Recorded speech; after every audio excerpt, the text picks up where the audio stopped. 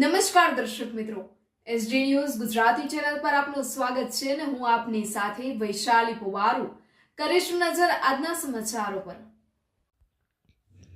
અંકલેશ્વરથી Ankleshwar NH 48 પર પાનોલી નજીક car અને બાઇક વચ્ચે અકસ્માત સર્જાયો। બાઇક સવાર 3 લોકો ઇજાગ્રસ્ત। અંકલેશ્વર નજીક નેશનલ હાઈવે નંબર 48 પર પાનોલી પાસે સર્જાયેલા આ માર્ગ અકસ્માતમાં બાઇક સવાર 3 લોકોને ઈજા પહોંચતા સારવાર અર્થે ખસેડવામાં આવ્યા હતા। અંકલેશ્વર નજીક નેશનલ હાઈવે નંબર 48 પર મોડી રાત્રે અકસ્માતનો બનાવ બન્યો હતો। નેશનલ હાઈવે પર પાનોલી નજીક આવેલ મીના હોટલ પાસે કાર અને બાઇક વચ્ચે અકસ્માત સર્જાયો હતો।